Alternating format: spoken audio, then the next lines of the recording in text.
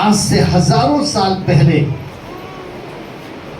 प्रभु यीशु मसीह ने हमें और आपको पापों की क्षमा दी।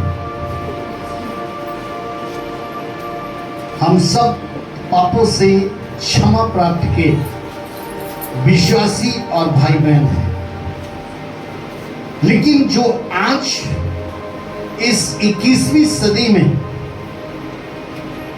जो आज हमें परमेश्वर का पवित्र आत्मा सिखाना चाहता है कि पापों की क्षमा प्राप्त करने के बाद हमें अपना जीवन कैसे जीना चाहिए और पापों की क्षमा के बाद हमारा समस्याएं व रुकावटों में कैसे बचाव हो, ये जानना आप सबके लिए बहुत जरूरी है। क्योंकि ज्ञान ना होने के कारण हमेशा प्रजा नाश हुई है। इसीलिए प्रभु चाहते हैं कि सही वक्त सही समय पर, इससे पहले कि आपके भविष्य में, आपके परिवार में आने वाले समय में कोई भी बड़ी समस्या आए या रुकावट आए, तो उसमें आपका समाधान हो सके। क्योंकि जब तक एक दुल्हा अपनी दुल्हन को सही तरीके से समझ नहीं पाता और जब तक दुल्हन अपने दूल्हा को सही तरीके से समझ नहीं पाती, तब तक उनमें अलगाव, उनमें मतभेद, उनमें दूरियां और उनमें लड़ाई झगड़े बने रहते। लेकिन जिस दिन वो दुल्हन अपने दूल्हा को समझ जाती है और दूल्हा दुल्हन को समझ जाता है, तो उनके रिश्ते प्यार के साथ चलते हैं। वैसे ही हमारा दूल्हा हमारे नामों से हमें जानता है, हमें किस बात की आवश्यकता है, किस बात की जरूरत है, वो सब जानता है। उसने हमारे भविष्य के लिए, जिसमें अनंत जीवन हो, जिसमें हमारे पास उद्धार हो, जिसमें हमारे पास सुख और शांति हो, हमें सारी वचन, सारी बातें सिखाई। लेकिन जो कलीसिया है, हम और आप जो विश्वासी हैं, अगर हम अपने दूल्हा को सही तरीके से नहीं जान पाते, तो ठीक वैसे ही जैसे एक दुल्हन और एक दूल्हा जो संसार में होते हैं, एक दूसरे को ना जानने के कारण उनमें भेदभाव, लड़ाई झगड़े, दूरियां बनी रहती हैं, वैसे ही हमारे जीवन के अंदर ये भेदभाव, दूरियां, लड़ाई झगड़े, रुकावटें, समस्याएं कहीं ना कहीं से आशीष और चंगाई के प्रति बनी रहती है। Hallelujah, hallelujah, hallelujah, hallelujah, hallelujah. इसलिए मेरे प्रियो, पापों की क्षमा हमें तब मिली जब उसने हमारे मनों से पापों की दीवारों को गिरा दिया।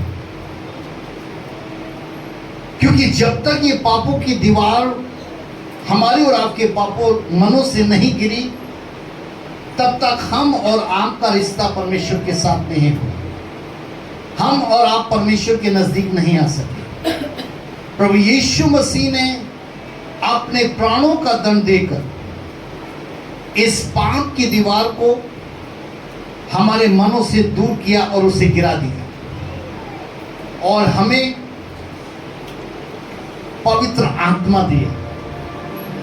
वो पवित्र आत्मा हमें दिया ताकि दोबारा जो है ये फिर से पापों की दीवार खड़ी ना हो सके।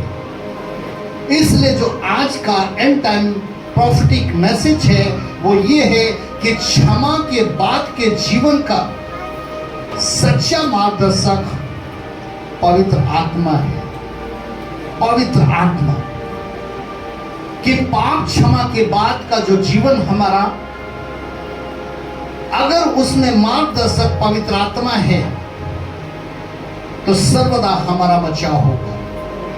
और अगर वो पवित्र आत्मा हमारे और आपके जीवन का मार्गदर्शक नहीं है तो वो कहीं ना कहीं से संसार में भी और स्वर्ग के प्रति भी हम बहुत सी समस्याएं और रुकावटों में रहेंगे। आपकी भी बहुत सी ऐसी चीजें होंगी कि आप जान नहीं पाते होंगे कि क्या कारण है कि हमारे घरों के अंदर हम इतनी मेहनत करते हैं लेकिन समाधान नहीं निकल पाता। आइए हम परमेश्वर के पवित्र वचन को सुनते हैं कि क्षमा के बाद के जीवन का सच्चा मार्गदर्शक पवित्र आत्मा है। Hallelujah, hallelujah. सारे बोले पवित्र आत्मा, पवित्र आत्मा, तेरा स्वागत है, तेरा स्वागत है। आमीन। आइए हम लोग देखते हैं यूहन्ना की किताब उसका 20 अध्याय, यूहन्ना किताब उसका 20 अध्याय और उसका 22 और 23। यूहन्ना किताब उसका 20 अध्याय उसका 22 और 23। ये कहकर उसने उन पर फूंका।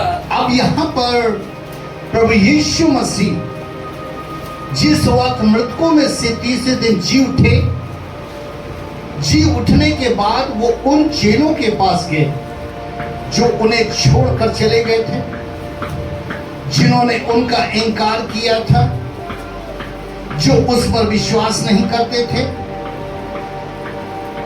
उन सारे चेलों के पास गए और उन्हें जाकर सिखाया और उनसे कहा कि मैं तुम्हें शांति देता हूं। अब जब उन्होंने अपनी शांति उनको दी तो वो जानते थे कि ये शांति को छीनने वाला भी शैतान है, इस सुख को छीनने वाला शैतान है, इस आनंद को छीनने वाला शैतान है। इसलिए प्रभु यीशु मसीह ने ये शांति, ये सुख, ये आनंद उनके हृदय के अंदर बना रहे, उनके परिवार में बना रहे। उन्होंने क्या किया अब सुनिए आप। ये कहकर उसने उन पर फूंका। ये कहकर कि मैं तुम्हें शांति देता हूं, तुम्हें शांति मिले, ये कहकर उन पर फूंका, उन पर फूंका, उन पर फूंका और कहा और उनसे कहा, और उनसे कहा पवित्र आत्मा लो, पवित्र आत्मा लो। प्रभु यीशु मसीह ने उन पर फूंका और उनसे कहा पवित्र आत्मा लो। लेकिन पवित्र आत्मा किस लिए लो, आगे सुने। जिनके पाप तुम क्षमा करो वे उनके लिए क्षमा किए गए। वो इसलिए पवित्र आत्मा लो कि जिनके पाप तुम क्षमा कर दो वो क्षमा कर दिए जाएं। समझिएगा, जिनके तुम पाप क्षमा कर दो उनके क्षमा कर दिए जाएं। जैसे एक पासबान होता है, जैसे मूसा था, मूसा इस्राएलियों के लिए जंगल में क्या प्रार्थना कर रहा था कि प्रभु ये बच्चे छोटे छोटे मेरे सामने जवान हुए हैं, बड़े हुए हैं, इनको क्षमा कर, इनको क्षमा कर। तो वो परमेश्वर जो उनके प्रति क्रोधी था उसने उस दंड को विचार बदल दिया, उसने उस विचार को बदल दिया। पवित्र आत्मा लो और इसलिए लो ताकि जिनके पाप तुम क्षमा कर दो वो क्षमा कर दिए जाएं। आगे, जिनके तुम रखो वे रखे गए और जिनके तुम रख लो उनके रख लिए जाए। बाइबल हमें सिखाती है कि यदि तुम अपने अपराधियों के अपराध को क्षमा करोगे तो परमेश्वर भी तुम्हारे अपराध को क्षमा करेगा। तो अब ये वचन कहां काम आएगा? ये वचन तो उस वचन के आगे बिल्कुल मेल ही नहीं खाता कि एक इंसान गुनहगार गुनाह पे गुनाह करता रहेगा, पाप पे पाप करता रहेगा और उस वचन का सहारा लेता रहेगा कि नहीं, परमेश्वर के वचन में लिखा है कि तुमने जो हमारे पापों को रख लिया है, तुमने जो हमारी गलतियों को रख लिया है, वचन में लिखा है कि जब तक तुम क्षमा नहीं करोगे तब तक तुम क्षमा नहीं कर। वो बंदा जो होता है ज्ञान ना होने के कारण इन वचनों को लेकर पाप पर पाप, पाप पर पाप, पाप पर पाप करता जाता है। Hallelujah, hallelujah, hallelujah. मेरे प्रियो, यहाँ पर जिनके पाप तुम रख लो वो रख लिए जाएं, जिनके पाप तुम क्षमा कर दो वो क्षमा कर दिए जाएं। इसका अर्थ क्या था? इसका अर्थ ये था कि जो कुछ तुम पृथ्वी पर बांधो वो स्वर्ग में बन जाए, और जो तुम पृथ्वी पर खोलो वो स्वर्ग में खुल जाए। इसका अर्थ इस बात से था। मेरे प्रियो, यहां पर जो हम यूहन्ना की किताब में पढ़ रहे हैं उसमें यही लिखा हुआ है कि प्रभु यीशु मसीह ने हर एक विश्वास करने वाले लोगों को यह वचन दिया है, और ये वचन में कितनी गूंज है, कितनी बड़ी ललकार है कि सारी दुनिया, यानी एक छोर से दूसरे छोर, दूसरे छोर से तीसरे छोर, तीसरे छोर से चौथे छोर तक ये सारी जगह वचन गूंज रहा है। और वो यही वचन गूंज रहा है क्या? कि पवित्र आत्मा लो, इस पवित्र आत्मा को लो, ताकि जो पाप क्षमा के बाद का जीवन है उसमें बदलाव नजर आए। पाप क्षमा के बाद का जो जीवन हो उसमें बदलाव नजर आए। क्योंकि अगर पापों की क्षमा के बाद भी हमारे मन नहीं बदलते, तो वो मन क्यों नहीं बदलते? क्योंकि हमारे पास जो परमेश्वर ने हमें पवित्र आत्मा जो दिया, जो हमारे अंदर फूका, वो हमें नहीं मिला है, आपको नहीं मिला है। इसलिए हमें उसके विषय में जानकारी लेनी चाहिए। कि जैसे प्रभु था कि वो गाली को सुनकर गाली नहीं देता, बुराई को सुनकर बुराई नहीं करता था, बल्कि वो तो इतना भला था, इतना अच्छा था कि उसने इस जमीन पर हर एक बुराई को भलाइयों से जीता था।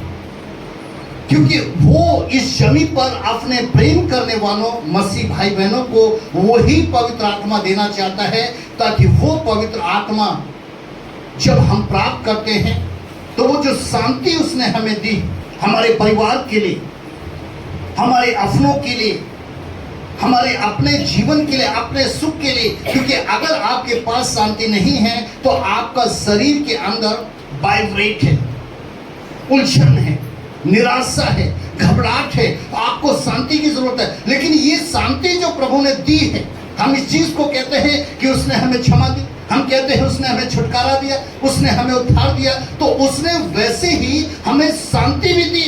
और उसने ये कहा कि हम वो शांति देते हैं जो हमारी अपनी शांति है। लेकिन वो शांति हम क्यों अपने अंदर नहीं देख पाते?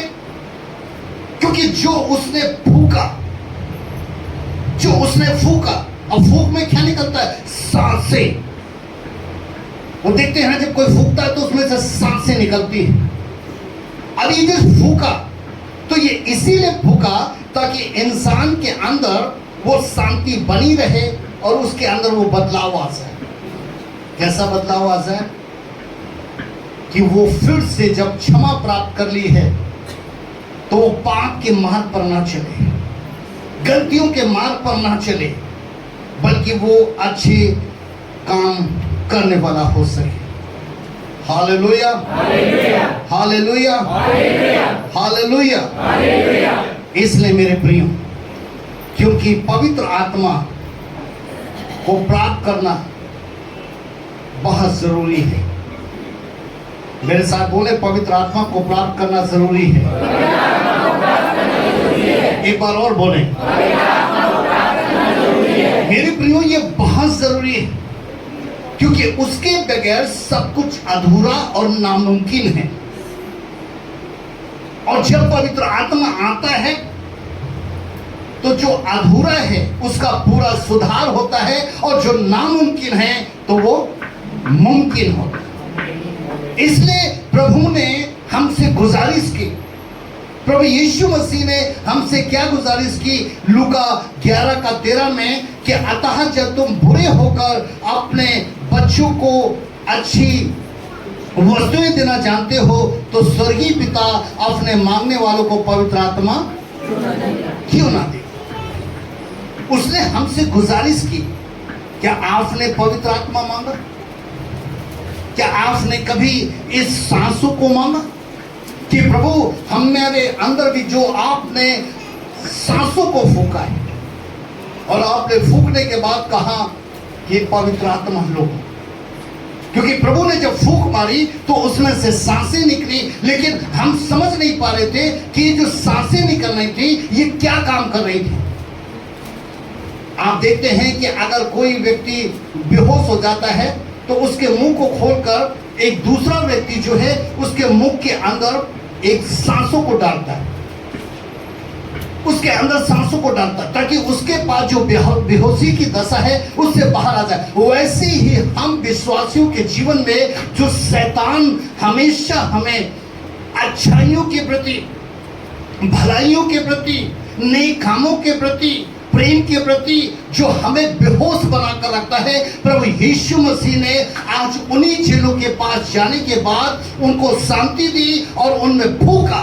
मतलब क्या होता है ये फूक का मतलब क्या है? जरा हम देखें अय्यूब की किताब उसका 32 अध्याय और उसका 8वां पद। अय्यूब की किताब उसका 32 अध्याय और उसका 8वां पद।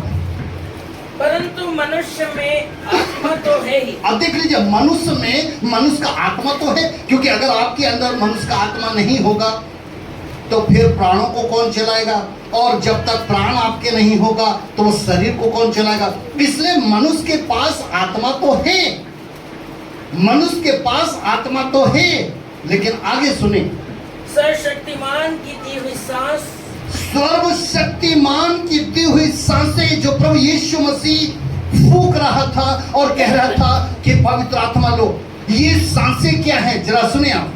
सर्वशक्तिमान की दी हुई सांस जो उन्हें समझने की शक्ति देता है। हालेलुया। ये सांसें हमें सूझबूझ की शक्ति देती हैं। जैसे आप किसी के मुंह को खोलकर उसमें दम फूंकते हैं और उसके अंदर समझ पैदा हो जाती है, वो एकदम से जाग जाता है। वैसे ही मेरे प्रियो यहाँ खुदा के कलाम में लिखा है कि वो सर्वशक्तिमान की दी हुई सांसें जो उन्हें समझने की शक्ति देता है। आज ज्ञान ना होने के कारण, इसलिए वो ज्ञान रहे, वो समझ रहे, वो बुद्धि रहे, वही आत्मा आपके अंदर फूका जाता है, क्योंकि आत्माएं सात हैं।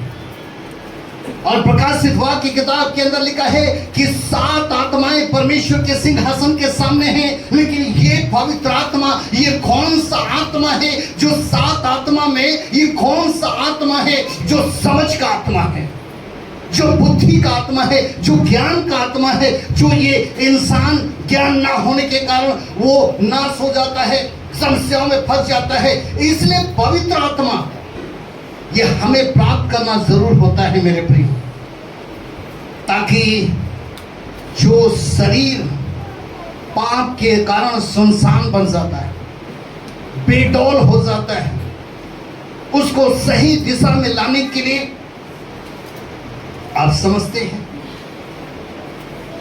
कि ये पवित्र आत्मा कहां से शुरू हुआ था। ये पवित्र आत्मा तो उत्पत्ति की किताब 2 अध्याय से शुरू हुआ था। पहले अध्याय के 2 पद से शुरू हुआ था कि जब पृथ्वी सुनसान थी, बेडौल थी, परमेश्वर का आत्मा वहां क्यों मंडरा रहा था। जैसे उकाब पक्षी अपने बच्चों के घोंसले पर मंडराता है, वैसे पवित्र आत्मा भी उनके घोंसलों पर मंडराता है, हमारे और आपके ऊपर मंडराता है, क्योंकि वहां पर अंधियारा था, क्योंकि वहां पर अंधियारा था। आज हमारे जीवन में अगर अंधियारा है तो ये पवित्र आत्मा मंडराता है, ये पवित्र आत्मा हमें दिया जाता है ताकि ये अंधियारा दूर हो सके। क्यों? क्योंकि वो परमेश्वर के दिए हुए ज्ञान से कि हम पाप से बच सके, उस समझ से, उस बुद्धि से। इसीलिए अय्यूब 32:8 में लिखा है कि परमेश्वर की जो सांसें हैं वो समझने की शक्ति हमें देती है। Hallelujah, hallelujah, hallelujah, hallelujah.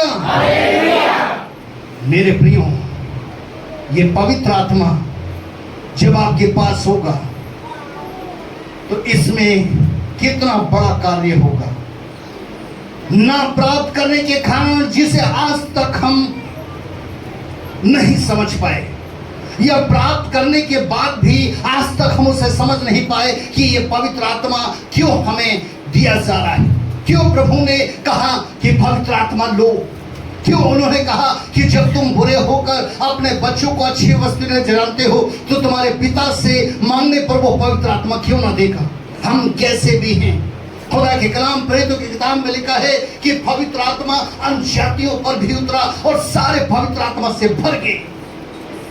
पवित्र आत्मा दिया जाता है मेरे प्रियो, वो पवित्र आत्मा इसलिए दिया जाता है ताकि वो हमें समझ दे। और ये पवित्र आत्मा क्या काम करता है, जरा पौलुस की गवाही को सुनिए कि ये पवित्र आत्मा क्या काम करता है। रोमियो की पत्री उसका 8 अध्याय सुनिए, 9वीं आयत, 10वीं आयत और 11वीं आयत, इनमें 3 बातें छुपी हुई हैं। जो पवित्र आत्मा आपको दिया गया है उससे क्या लाभ होता है, जरा सुनिए। परंतु जबकि परमेश्वर का आत्मा तुम में बसता है तो तुम शारीरिक दशा में नहीं परंतु आत्मिक दशा में हो। हम आत्मिक हैं, हमारा शरीर आत्मिक कब बनता है? लिखा है तुम अपने शरीरों को जीवित, पवित्र और परमेश्वर को भावता होकर बलिदान चढ़ाओ। ये हमारा शरीर जीवित कब रहता है? हम तो कहते हैं हम तो पापों में भी जीवित रहते हैं, हम तो अधर्म में भी जीवित रहते हैं, हम तो अपराध पे अपराध करते हैं, उसके बाद भी जीवित होते हैं। लेकिन मेरे प्रियो, आत्मिक जन कब इंसान कहलाता है? यहाँ पर क्या लिखा है, जरा फिर से वर्सेस पढ़े। परंतु जबकि परमेश्वर का आत्मा तुम में बसता है तो जब तक आपके अंदर परमेश्वर का आत्मा नहीं बसेगा तब तक आप आत्मिक जन कैसे कहलाएंगे? आप कैसे कहेंगे कि हम आत्मिक हैं? अगर आपकी कलीसिया में आत्मा नहीं पाया जाएगा तो आप कैसे कहेंगे कि हमारी कलीसिया आत्मिक है? जब तक आपके पासवान में वो आत्मा नहीं पाया जाएगा तब तक कैसे आप कहेंगे कि हमारा पासवान एक आत्मिक पासवान है? पौलुस गवाही देते हैं यहाँ पर कि सबसे पहला काम यह होगा कि जब पवित्र आत्मा आएगा तब वो आत्मिक जन बनाएगा। Hallelujah, hallelujah, hallelujah. हमारे साथ बोले, प्रभु हमें आत्मिक जन बना, प्रभु हमें आत्मिक जन बना। अब आगे सुने। तो तुम शारीरिक दशा में नहीं परंतु आत्मिक दशा में हो। यदि किसी में मसीह का आत्मा नहीं तो वो उसका जन नहीं। यदि मसीह तुम में है तो देह पाप के कारण मरी हुई है परंतु आत्मा धर्म के कारण जीवित है। हालेलुया। जरा समझा आपने, फिर से समझ लीजिए। यदि मसीह तुम में है, हम कहते हैं कि हमें मसीह है, हम कहते हैं हम उस पर विश्वास करते हैं। आगे सुने। तो देह पाप के कारण मरी हुई है। इसलिए अगर मसीह आपके अंदर है तो आपका शरीर मृतक है, आपका शरीर मृतक है। और आगे, परंतु आत्मा धर्म के कारण जीवित है। आत्मा किसके? तो नंबर तो ये है कि जब पवित्र आत्मा होता है तो उससे मनुष्य जीवित रहता है। पवित्र आत्मा आता है तो उससे मनुष्य जीवित रहता है। और जीवित किसको बोलते हैं? किसको बोलते हैं? जिसको होश और हवास हो, जिसको ज्ञान और बुद्धि समझ हो। और जरा आगे सुने, तीसरी बात, यदि उसी का 11वीं वर्सेस, यदि उसी का आत्मा जिसने यीशु को मरे हुए में से जिलाया तुम में बसा हुआ है, तो जिसने मसीह को मरे हुओं में से जिलाया, वो तुम्हारी नश्वर देहों को भी अपनी आत्मा के द्वारा जो तुम में बसा हुआ है जिलाएगा। तो मेरे प्रियो, दूसरा क्या था कि परमेश्वर का आत्मा होने से हमारा आत्मा जीवित रहता है। हालेलुया। मेरे पीछे बोले, हमारा आत्मा जीवित रहेगा, हमारा आत्मा जीवित रहेगा। और ये जो 11 वर्सेस से, इसमें तीसरी बात लिखी हुई है कि जैसे मसीह के अंदर जो परमेश्वर का आत्मा था, उसने उसे मृतकों में से जिलाया। अगर मसीह का वही आत्मा हमारे अंदर होगा, जो प्रभु कह रहा है कि इसे पालो, इसे प्राप्त कर लो, इसे ले लो, तो वो भी हमारे नश्वर शरीर को, अर्थात मरे हुए शरीर से हमें जीवित करेगा, अर्थात पुनरुत्थान देगा, हमारा पुनरुत्थान होगा। तो इसलिए मेरे प्रियो, ये 3 बातें हमारे और आपके जीवन के लिए बहुत महत्वपूर्ण है कि पवित्र आत्मा हमारे लिए बहुत जरूरी होता है। पवित्र आत्मा था,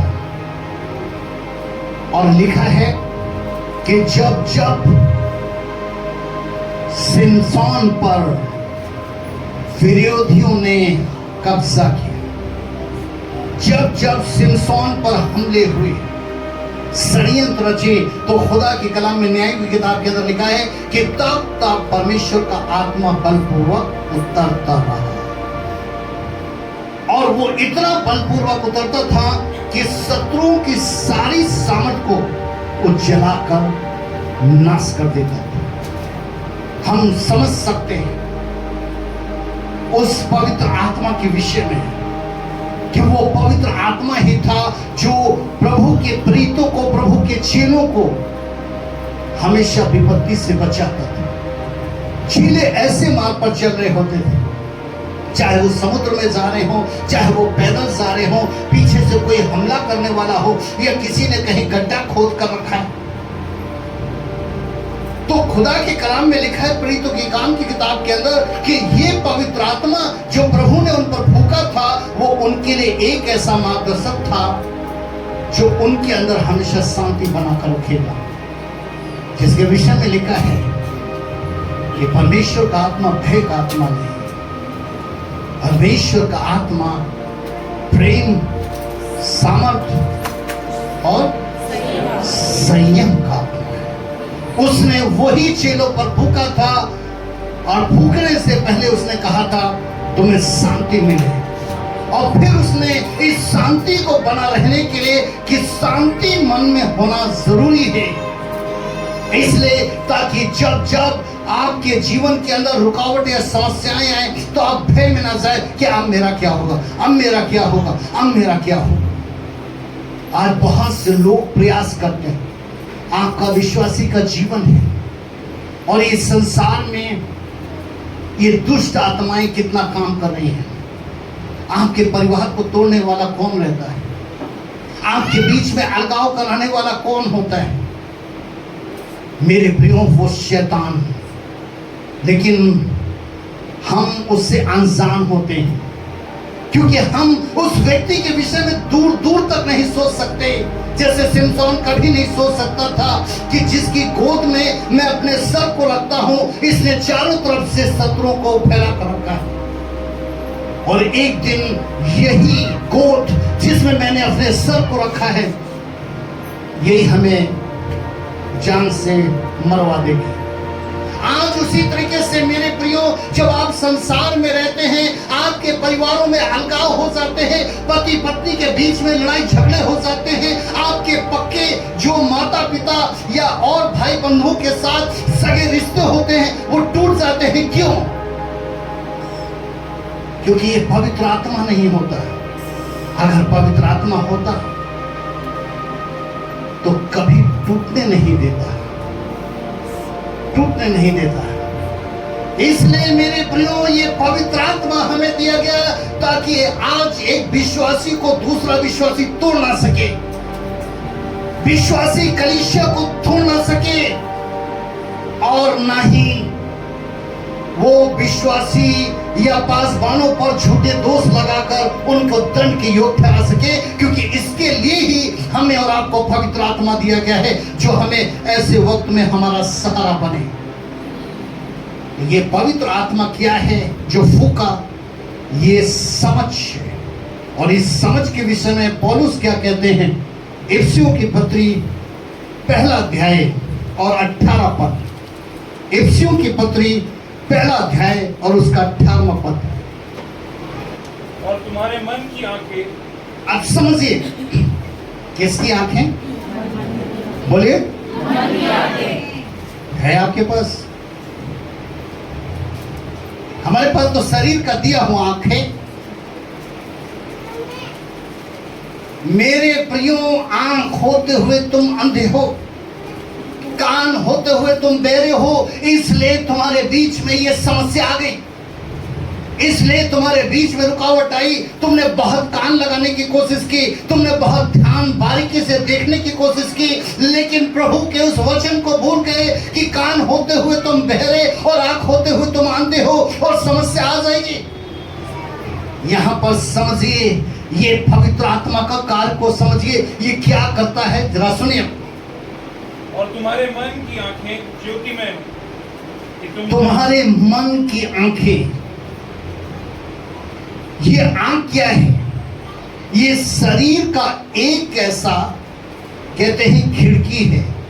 ये शरीर की एक ऐसी खिड़की है कि इसी से उजाला, सारा उजाला जो है अच्छाइयों का, शांति का, वो इसी से अंदर जाता है। लेकिन हम इस चीज को समझ नहीं पाते, हम इस चीज को जान नहीं पाते। मन की दृष्टि, आंख के मन की दृष्टि को ज्योति में बनाने वाला परमेश्वर अपने आत्मा के विषय में आगे क्या कहता है? कि तुम जान लो कि उसकी बुलाहट की आशा क्या है। ये जब तक आपके मन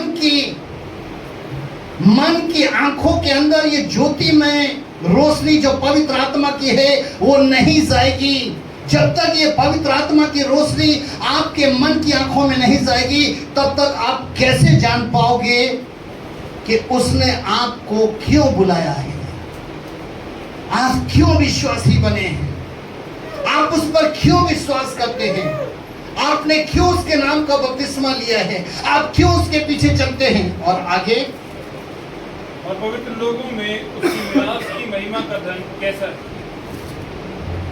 और किसमें? पवित्र लोगों में। किसमें? पवित्र लोगों में। क्या क्या? मिरास, और नंबर 2, ना, धन लिखा है, धन की महिमा का धन। मेरे प्रियो, मिरास और महिमा का धन, इसके विषय में कैसे जानकारी मिलेगी? पवित्र आत्मा नहीं होगा तब तक इंसान कहता रहेगा कि सच्चाई खाने को थोड़ी देगी।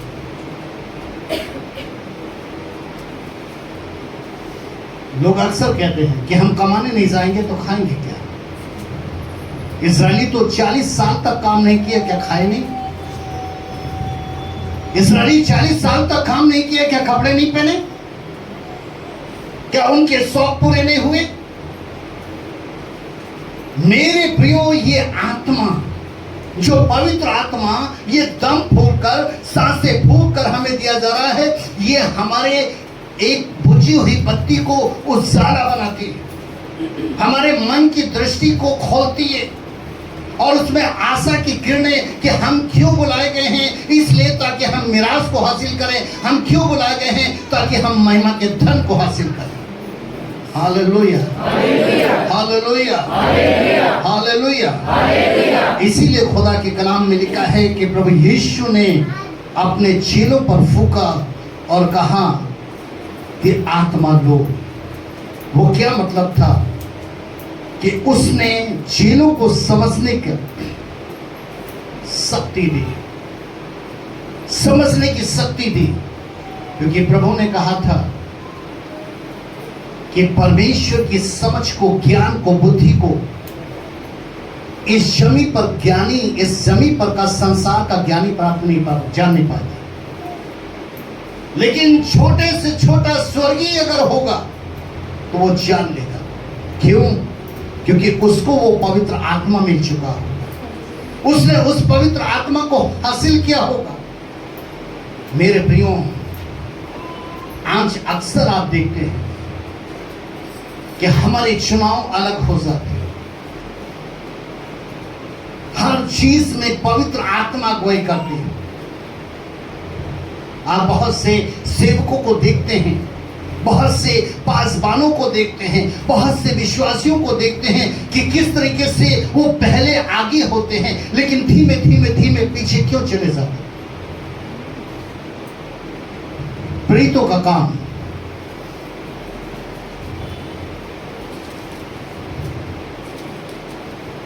उसका 6 अध्याय और 3 पद। इसलिए हे भाइयों, अपने में से 7 सुनाम पुरुषों को जो पवित्र आत्मा और बुद्धि से परिपूर्ण हो चुन लो कि हम देख उन्हें लो,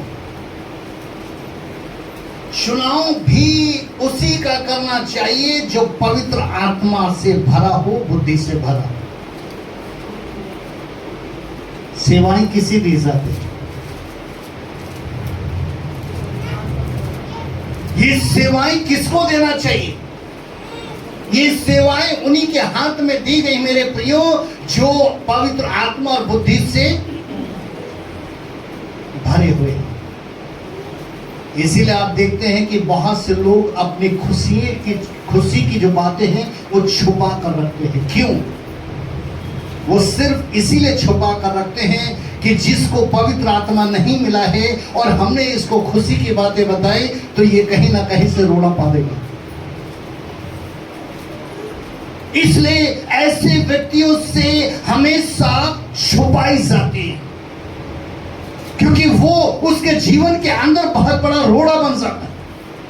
उसके कुछ भी प्रॉब्लम कर सकता है किसी के लिए भी, क्योंकि वो पवित्र आत्मा पाया हुआ नहीं है। वो बगैर पवित्र आत्मा का एक विश्वासी है जो आपके साथ आपकी कलीसिया में रह रहा है, जो आपके पीठ पीछे बहुत से काम कर रहा है, वो तोड़ने के काम कर रहा है, वो दोष लगाने के काम कर रहा है।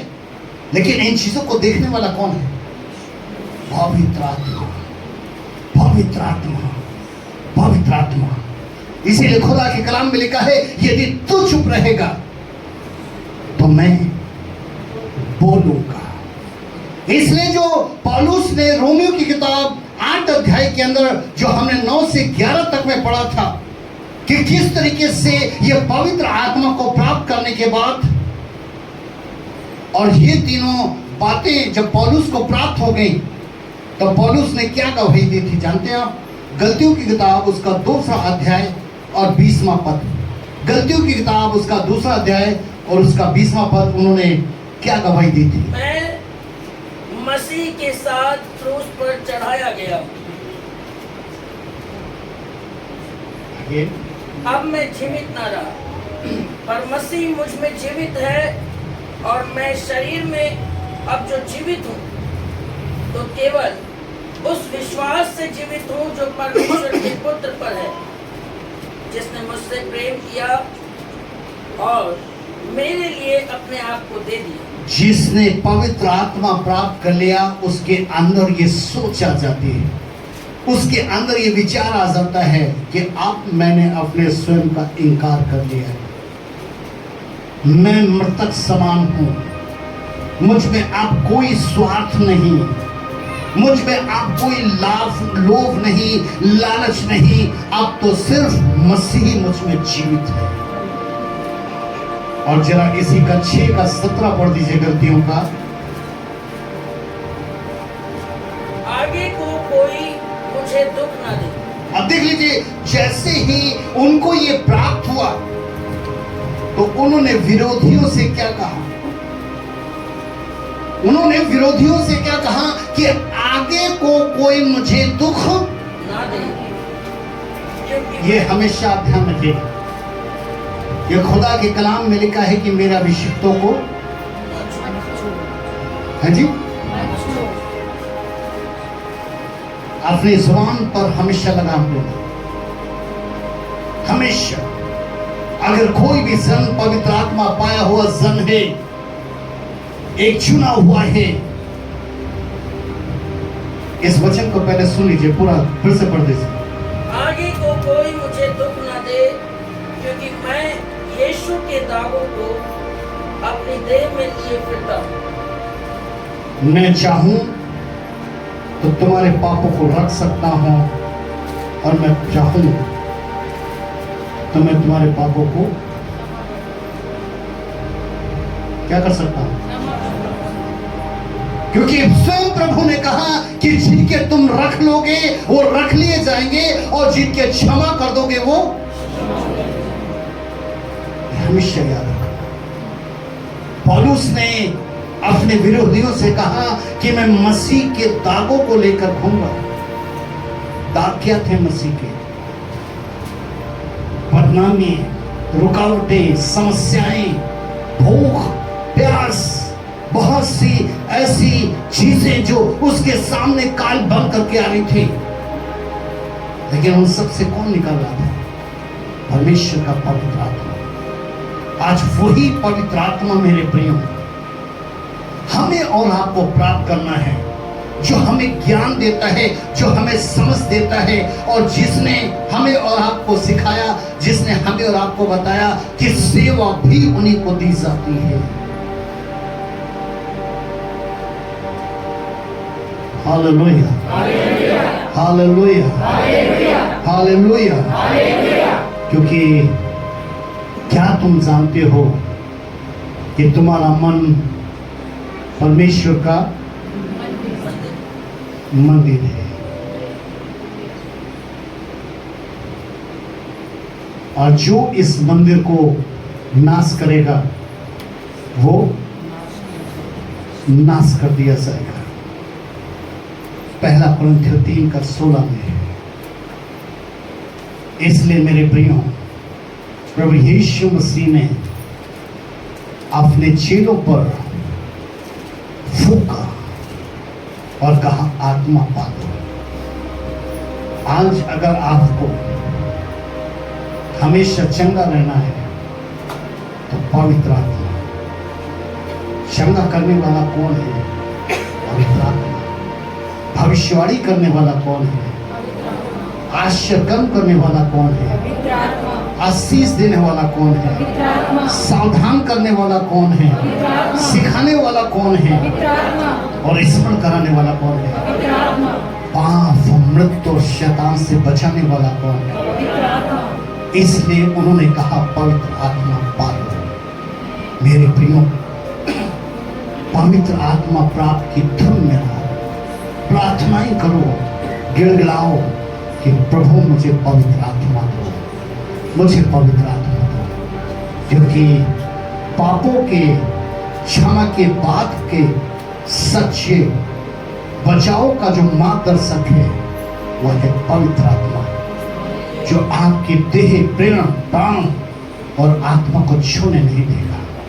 पाप, मृत्यु और शैतान कितनी भी कोशिशें कर ले, लेकिन ये पवित्र आत्मा आपका अगुवा होगा, आपका मार्गदर्शक होगा, जो आपको कमजोर नहीं होने देगा। इन वचनों में परमेश्वर आपको आशीष दे।